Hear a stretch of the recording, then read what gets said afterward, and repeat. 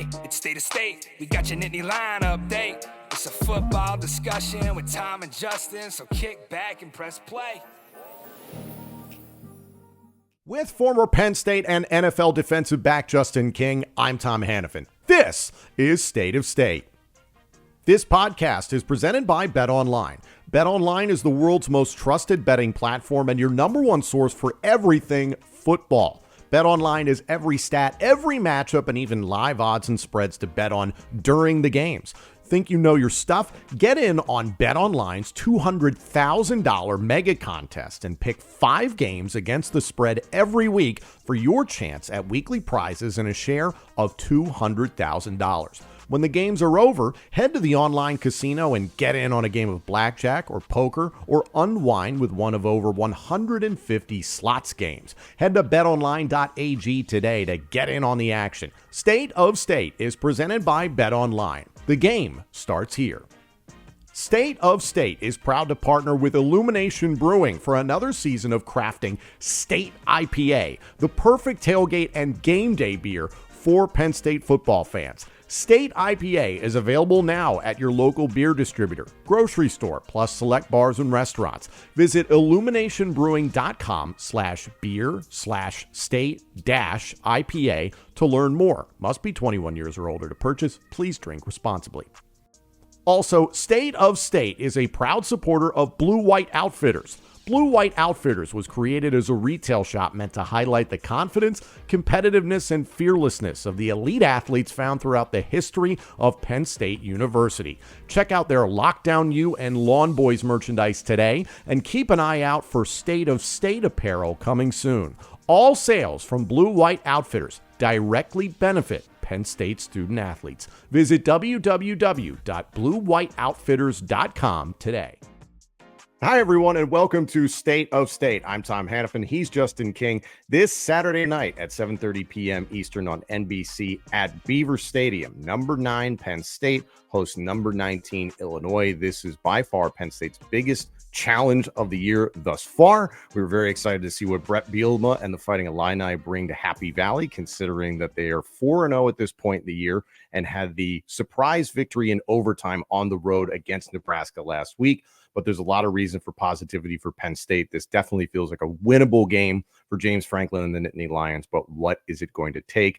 We're going to get into all of that in just a moment. Like, comment, subscribe, rate us, turn on notifications, get at us on social media at State of State Pod, get in our comments section on YouTube. We appreciate it so much. And oh, by the way, if you haven't done so already, you can become a member of our YouTube channel for just 99 cents a month and get all upcoming episodes of State of State ad-free. You hit the join button on our home channel, or you can follow the link in the description of this podcast.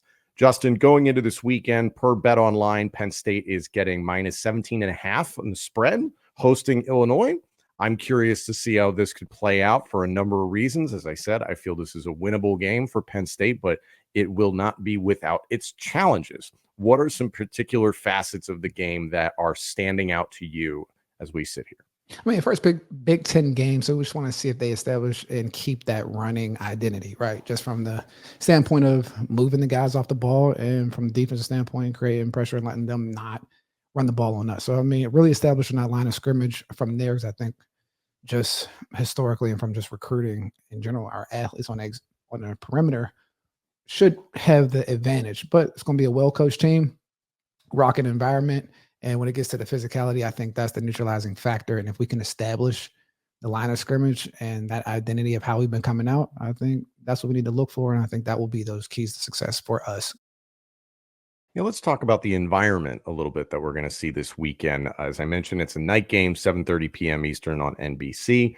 Very special because it is homecoming. You'll see the Generations of Greatness uniforms for Penn State. There will also be an opportunity to honor the 1994 Penn State football team. So you'll see the likes of Kajana Carter, Kerry Collins, Kyle Brady back at Beaver Stadium. So that's going to be really special.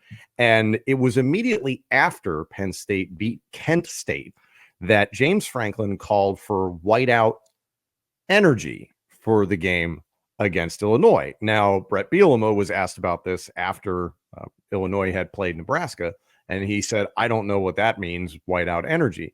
So Justin, I'm like a tad confused. And like you and I probably spent more breath on the whiteout stuff this offseason than we're proud to admit. But at the same time, do we have to clear this with a network or something like that? Or do you just do it? Because I'm the one who said this offseason, if you want to do a whiteout, then do a fucking whiteout. And it sounds like that's what we're doing. So, like, why do you have to put the word energy there? Why not just be like, hey, it'd be great if we had a whiteout? Or is somebody going to get ticked off about that?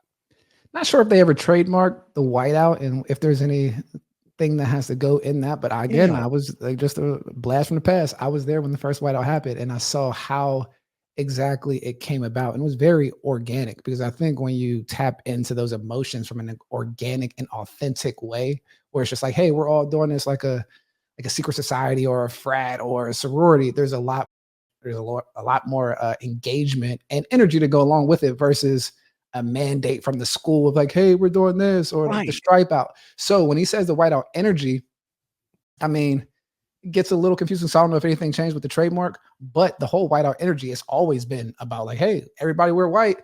Then that's essentially the whiteout. But it became, I think, a spectacle when we started playing primetime games, and when Kirk Herbstreit coined it, one of the greatest events in college sports. I think it kind of got somewhat commercialized from that standpoint. But yeah, whiteout energy it just means come ready to rock and wear white. I mean, because it sets the environment, right? Like, I mean, yeah. So I think that's really the discrepancy, is that it's gotten so big and commercialized outside of State College to where it's like a thing where it really originated as just like a wear white. Hey, we're white. Right. You know what I'm saying? Yeah, like it began as something we've talked about from Guido D'Elia of inspiring students to wear white and inspiring what became an organic fan movement. So all this discussion during the offseason of which game is going to be the whiteout, it wasn't too long ago, Justin. People were like, man, if the whiteout game is Illinois and only Illinois, people are going to be really disappointed. And now it's been officially earmarked for the Washington game, which is in November and arguably is a bigger home opponent. We're going to have to see how the season plays out. But like, this is what I thought this whole thing was meant to be. It's like you call for a whiteout, you want your fans to be as into it, then you just do it. Like, yeah, let me nerd out a little bit, because I think there's a level of like the economic impact when we coined it as the, like the big spectacle of college sports. Because I mean, when the schedule came out, I had a lot of people that I knew or old work colleagues hit me up about tickets for one game, right? That whiteout game. And that's something that, and it's a game where it's a Penn State game that they typically wouldn't go to. These are people that have never been to a Penn State game, but they're like, I want to see one of those. I want to see a whiteout, not necessarily Penn State. So I think there's a level of marketing to get that national fan base and building up the brand when you're announcing it from a university standpoint, the broadcasting standpoint, versus how it originated, like the symbols and logos of it, where it's just like, this is a Penn State thing. We call when they're going to do a whiteout, when we wear white, when we deem it. And it's just a little bit more organic and I guess authentic. But, the outcomes of the commercialized one is bringing in more fans that necessarily wouldn't come to a Penn State games. So I think that's kind of the flip. But whiteout is a Penn State thing. No, it's a bucket list item for sports fans, college football fans, period. It has become that. I just find it all interesting that we have to dance around this stuff. And I was like, no, this is what it was intended to be. So I think it feels cool and it feels appropriate. I think this Illinois team has some talent, and I want to dive into what they bring to the table with this. We kind of know what Brett Bielema is all about from his days at Wisconsin, also his time in Arkansas, but especially within the Big Ten and now with Illinois. He's committed to stopping the run and running the football well. And that's something this Illinois team has proven that they can do. Talked about it in our last episode, is that against Nebraska on the road in a hostile environment, they held Nebraska to under 3 yards per carry. Now, a lot of penalties on the side of the Cornhuskers that helped in Illinois' effort in coming back and winning in overtime. The thing that's different about Illinois this year is something that really isn't that different. It's the same quarterback, Luke Altmaier, as Penn State saw on the road last year and gave him a lot of trouble. But the early assessment of him through 4 games, and we'll get to the competition that they faced here in a moment, is that Altmaier looks different. He is one of those very seasoned quarterbacks that transferred from Ole Miss, has played a lot of games, has started in a lot of games. And the consensus about him is that he just looks calmer and a little bit more poised this season. He's making better decisions, which can be real trouble within the Big Ten, to the point that he's thrown 10 touchdown passes, 0 interceptions. He was 21 of 27, I believe, for about 210 yards passing and 4 touchdowns against Nebraska last week, and again, helped them come from behind and win the game in overtime. So this is a different Illinois team that Penn State's gotten accustomed to, and also they have 2 credible threats at wide receiver in Bryant and Franklin. So in what you've seen from Illinois and the way Brett Bielema, we know historically, likes to play, how do you see this faring for Penn State's defense? I mean, I think it fares well if we stop the run. I think everything starts there. If we stop the run, I think we're sitting in good position. And we see like Abdul kind of break loose and have those, those impact plays that you look for from a rush in type of situation, right? Because I think this is a team, we get up on them on 2 scores, like they are going to try to throw the ball in an efficient manner and let our skill players and lockdown you come into play. But really stopping the run, I think, is the key to victory for this defense. Defensively, there will be some challenges. I mentioned the wide receiver core is better than we've seen from Illinois in the past. Also, a 250-pound running back, which have fun with that. I mean, I know you would have loved to have tackled that in space. When we talked about your time against Jaworski Lane and the whole game against Texas A&M. Just guys, get ready to treat those stingers. They're coming. Just treat those stingers. Well, we've discussed it. And granted, it was Kent State and it was lesser competition, but no KJ Winston, a long-term injury. Elliott Washington II has gotten a lot of praise from James Franklin this week in that he stepped in and started against Kent State, and they feel that he did well there. They feel that Cam Miller and Zion Tracy had good performances. AJ Harris, hats off to him, was sick going into the Kent State game. Jalen Kimbers played at a high level. You and I have heard a lot of praise for Audavian Collins and Antoine Belgrave Shorter, Jalen Reed, and Zachy Wheatley. You know who those players are.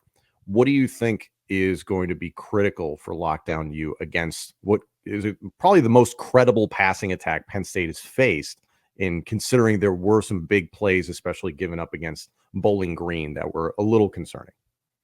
Read your keys and make a play. I think that's what it comes down to, right? You read your keys, you put yourself in a good position to read what you need to read, and then have some gonads to turn and make a play. I think that's one of the things when it comes to playing defensive back. You talk about that effort level where right before you go to make a play or go for the ball, like you have to be fearless and not, be too concerned about getting beat. And that's what sometimes you see from defensive backs. I mean, we saw it on Monday Night Football. The guy's not turning around, look for the ball, pass interference, or the guy catches it over them because they are not locating the ball. Those situations, I think, for Penn State, just on how they've acquired talent, read their keys when they're in good position, make the play, right? Because it's no good to just cover guys and not make a play at the end of the day. So they do those 2 things I think they're very capable of from just a physical standpoint against Illinois. I think we'll be cooking with gas. Home field advantage will help in that department. It was interesting. You and I talked about how Tom Allen was up in the box for Kent State and just kind of a different look. Apparently that was the first time he'd done that in 15 years as a coach. So it might be something that continues, but obviously it was Kent State. So the competition is lesser, but will it continue? I don't know. Maybe he liked it. Maybe he loves it up there. Who knows? Right. Offensively for Penn State, this is an Illinois defense that under Brett Bielema has consistently had very good defensive line play. And it was something James Franklin talked about earlier this week in his press conference, that this is a good Illini secondary. And they consistently have sent guys to the National Football League from that secondary under Bielema. Same thing with the defensive line. In the way that you've seen Drew Aller, we'll start with the passing game, and the way that you've seen Drew Aller perform thus far, it's going to be an upgrade in terms of the challenge on defense. The point that I was trying to raise in our recap episode of Kent State is that while, yes, Drew's numbers against Kent State, the stat line, very, very good, there was the consistent challenge, though, when Kent State dropped into zone defense and they dropped more guys than they were rushing by a considerable margin. You saw Drew Aller have to extend the play to really effort his way to a completion. It was maybe a little bit more difficult than it could have been against an opponent like Kent State. We've seen him, how he operates against man coverage. Seems like he does very well there. The zone coverage seemed to lock up Penn State's receivers a bit, and there had to be just a little bit more effort to ultimately make those things happen. what challenge do you think Illinois presents for Penn State's passing attack? Better defensive backs from that standpoint, more exotic, capable blitz package. So he's going to have to pick up those things, and especially the offensive line, make it shorter, clear with the different stunts and twists that are going to come at him. Illinois just historically plays good, sound defense, right? And so making sure that you're reading your keys and keeping a rhythmic pace of your offense. I think that's going to be important because, these guys are going to try to get Drew off of his spot and see if he can extend plays with, different type of coverages and tricking guys on the back end. So I think those are the obstacles that the offense are going to need to overcome. But again, what Andy Kotelnicki and the offense has shown throughout the first 3 weeks of the season seems like they have an answer for a lot of different things, right? And all those blitzes and twists and all that stuff gets thrown out the window if you start running the ball down their throat. This episode of State of State is presented in part by Melin. Now, for those of you who've been watching this podcast for quite some time, you know that Justin and I are both big hat guys. Now, when I was introduced to Melin, I immediately saw how durable and comfortable their hats are. Great color options, great sizing options as well. For me, someone who likes to go to a lot of different football games and tailgates throughout the year, I need a hat that's going to be flexible depending on the weather. If it's hot out, I want something that's breathable, and that's something that Melin hats provide. And also, if it's inclement weather, if it's going to be nasty out, then I need a hat that's not going to lose its shape if you get them wet. In fact, if you need to wash a Melin hat, they come right back to life and they look brand new if you throw them in the wash. So that's something I absolutely love. So if you're looking for a hat as tough as you, check out Melin. You won't wear anything else after you get one for yourself. If you're looking for the world's most durable hat, look no further. Go to melin.com. That's MELIN.com and put it to the test yourself. One thing that James Franklin mentioned earlier on this week, he was kind of saying to the media, it's like, where's all the love for the wide receivers? There's been a lot of people hating it, and asking where this is going to go. And you and I talked about that during the offseason, but it's been a pleasant surprise during the season. What's your evaluation been of the wide receiver core thus far? It's been solid, right? I think they've answered the bell when they need to answer the bell, and I think that's what you hope for and you ask for, right? Trey Wallace coming out as a number one guy. You talk about Julian Fleming making the blocks, Omari Evans making the big plays when he needs to. Those guys are blocking downfield. It seems like they have a nice culture and where they all fit. And especially you throw in the tight ends that are taking in catches away from those guys and how that whole thing operates with one of our tight ends being one of the core receivers that we're going to throw to. I think it's a nice balanced attack to the point where when we look at the receivers, when they're called to make plays, first downs, they've been making them. So from that standpoint, I think they've done a tremendous job of getting to where we need them to fit in the offense. Now, to take it to another level, I think that's more of a volume passing type of offense where you're just kind of launching it and throwing it all over the place. But they've done a tremendous job so far this year versus last year, I think, and where they fit within the offense, and especially how the offense flows. Because again, we talked about it last year. A lot of times it was inconsistent and puttery because of the lack of identity. Oh, we're running here, we're doing this. This guy's not open. Like, it seems like they're in rhythm, and when things are in rhythm, it's a lot easier for the receiving core and guys to get open and be effective in the passing game. So I think that's what we're witnessing as well. So I think it's a nice gumbo of effects. You and I have discussed it in that under Yursich, the scheme seemed to be how many wide receivers can we get to touch the ball? Or not even just wide receivers, just pass catchers can we get to touch the ball? It doesn't feel that way under Kotelnicki, and that's a good thing in that you use the word flow. There is flow. There is rhythm to the way that this offense, this passing game is operating. And especially for me, looking at the wide receivers, you articulated it perfectly in our last episode, is putting multiple threats on tape. 8 individual players scored a touchdown against Kent State. Now, yes, it's Kent State. I understand that.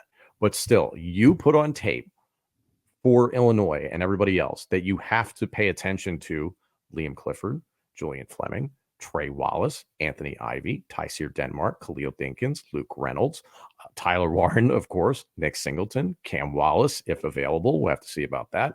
Katron Allen, Quentin Martin Jr. It's one of those things when there is that alpha, regardless of the position on offense. When there is that alpha, it's easier to key on that guy. But when you've got how many people that I just named? Nearly a dozen. And it's like, okay, how do you handle that as a defense? Take away the main threat. You just pick one, like this person's not going to beat us. And then you just got to have the other guy step up, right? So, I mean, we're going to probably get a lot of too high safeties. Mel Kiper. Mel Kiper. One of the dumbest comments I think I've ever heard in my life. I know, right? So we're probably going to get a lot of too high safeties, I think, from the standpoint of if we can attack them, then loosen up the box a little bit. I mean, too high safeties. And then we have to be effective running the football and attacking the middle of the field. And when you do that, things start loosening up, and then you go for those kill shots. If you're Brett Bielema, are you taking away Tyler Warren or somebody else?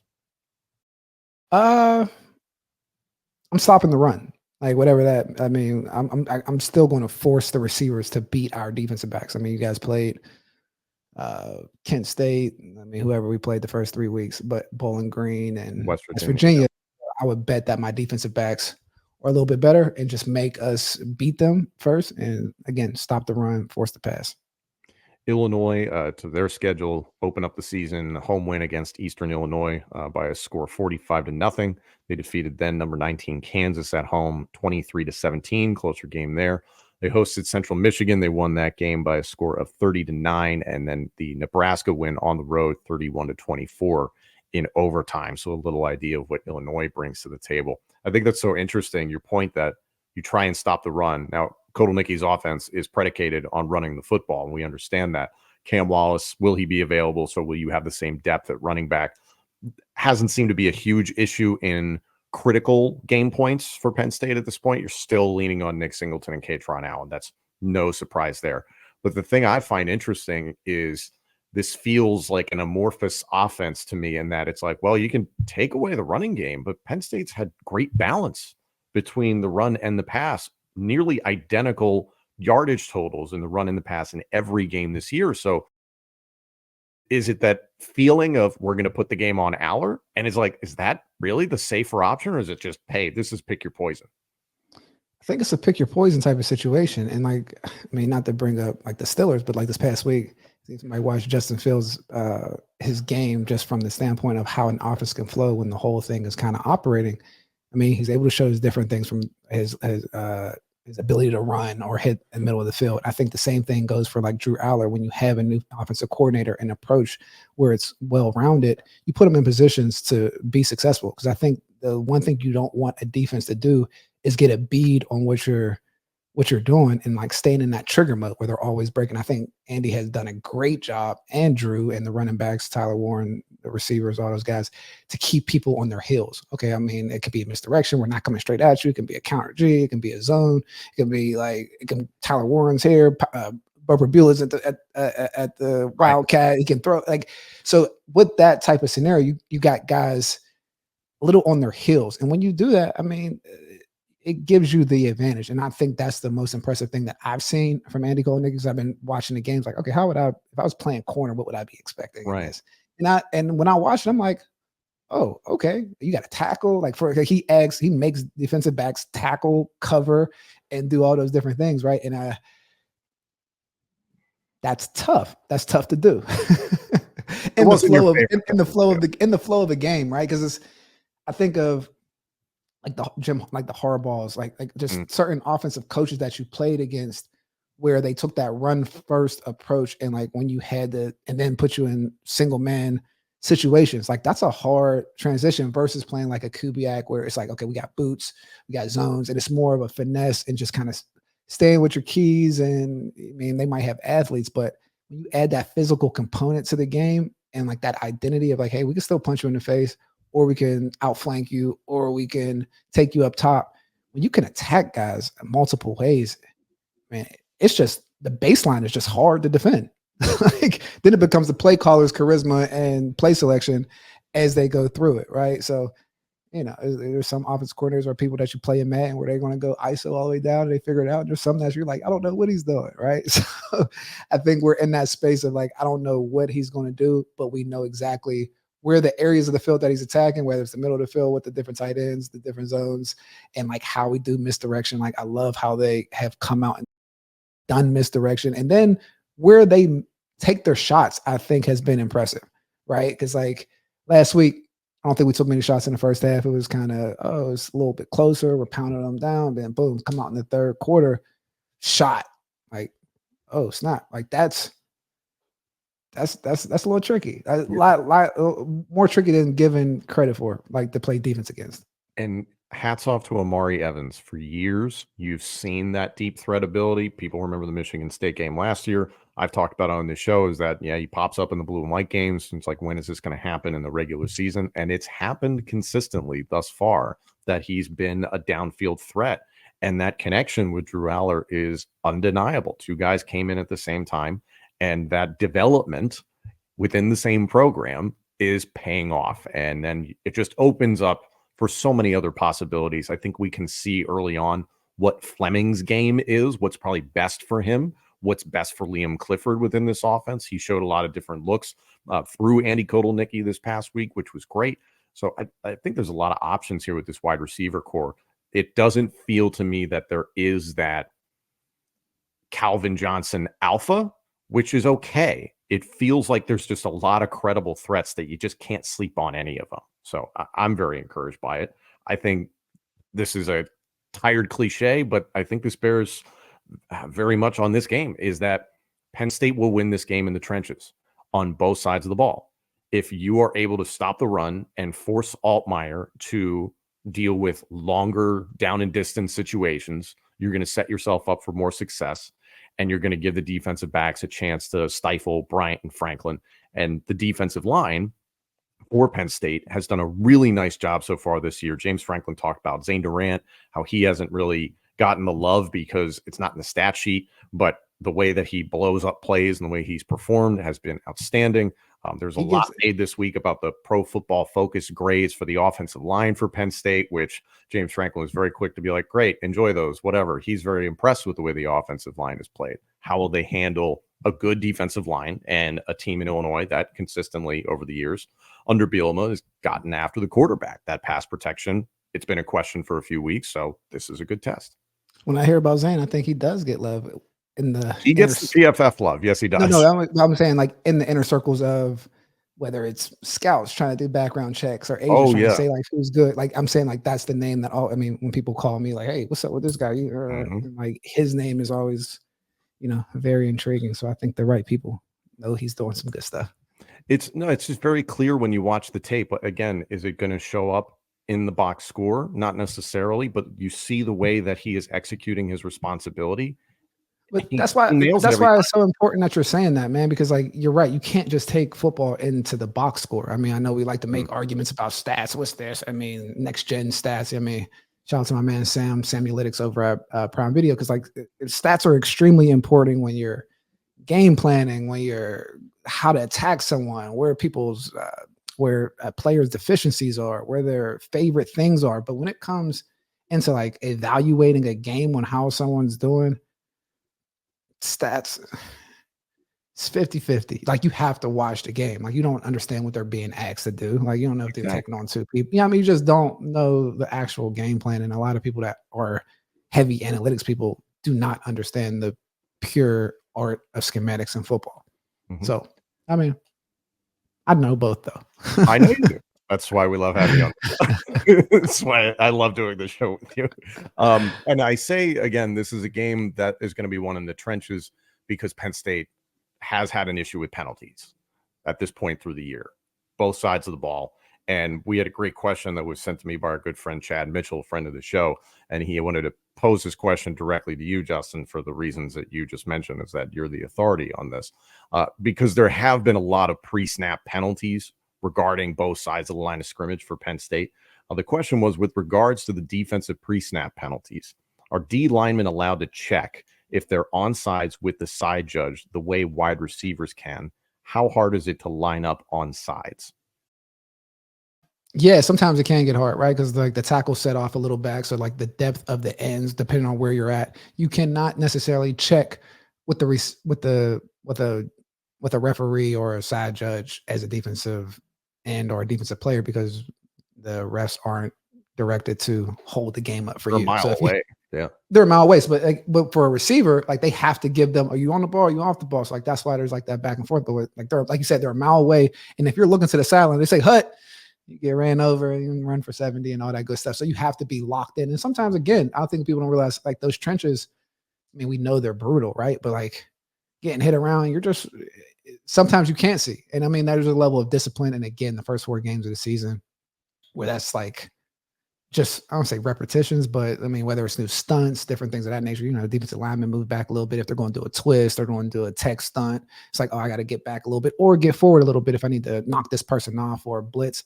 And all those things are still working through with a new defensive coordinator because they're doing different pressures. They're playing a different level of defense. And I think the same thing goes with the offense. When you're talking about just the movement of Koloniki's offense, I don't think they even shown, to be honest, like that much movement these first 4 games. It's been different formations where we've gotten there, but like we haven't done crazy motions and things of that nature. So I think there's just a little a learning curve when you're dealing with new coordinators. That does not excuse pre-snap penalties, right? Like you have to be on point. You got to know the snap count and all those things. But I think that's just stuff to be ironed out. Yeah. And the way that James Franklin, as I mentioned, was going off in the third quarter about some penalties that were going on, I would bet my left arm that that's going to be addressed this week heavily. So, and as James, I will put my money on it. James Franklin said that the beauty of having a 7:30 p.m. kick this Saturday night, he was like, we have just so much time to get ready for this game in ways that you just don't in other fashions. So you understand, yeah, if it's a noon kick, that whole day of like extra prep, those little things, even the things he raised about Drew Aller having the ability, and all the quarterbacks and the offensive players for that matter, to be able to go to the sideline and take a look at the iPads that are now a new thing in college football. He's like, a question or a problem that we may have to address on Sunday, we now address in the moment on the sideline. And that's the immense benefit of the new tech. It's a challenge to get used to that stuff, but you dealt with that in the National Football League. You said, yeah, you can make corrections in real time. You can actually see what people are doing, right? Like, so especially when you come on the sidelines, and I don't know how much it happens in college, but some guys mess up and it's like, yeah, where were you on this play? Sometimes the picture don't tell the whole word. It's like you bring out that iPad, start running the plays. No, you didn't do that. Like you did this. And so you can make corrections much better. I like to say like the golf tech theory, right? Oh, I hit a slice. What happened? Oh, open face, close out too quick. You know what I mean? All those good things. So like the quicker you can like acknowledge your mistakes, the easier it is to correct them and get on the right track. And I think that's the art of coaching, right? Adjustments and counters. Ladies and gentlemen, thank you all so much for tuning in. Like, comment, subscribe, rate us, turn on notifications, get at us on social media at State of State Pod, get in our comment section on YouTube. If you have questions, just like we posed here with Chad a few moments ago, please send them our way. We're happy to talk about them here on the show. We will have a post-game show that we will get out as soon as the game is over. We won't be live, but we will be getting the show out as soon as we possibly can on Saturday night after everything is concluded. Once again, if you want to become a member of our YouTube channel, now is the perfect time because you can get ad-free shows for just 99 cents a month. You can hit the join button on our homepage, or you can follow the link in the description of this podcast. Penn State hosts Illinois this Saturday night at 7:30 p.m. Eastern on NBC. Number 9 Penn State Nittany Lions are getting minus 17.5 according to Bet Online. Enjoy the game. Thank you all so much for joining us. This episode and our entire library of shows is available now on YouTube, Apple Podcasts, Spotify, Google Podcasts, and wherever else you get your podcasts. Also, let us know what you think of the show on social media and check out all of our content on X, Instagram, and TikTok. Search for the handle at State of State Pod. State of State is presented by Bet Online and by Blue White Outfitters.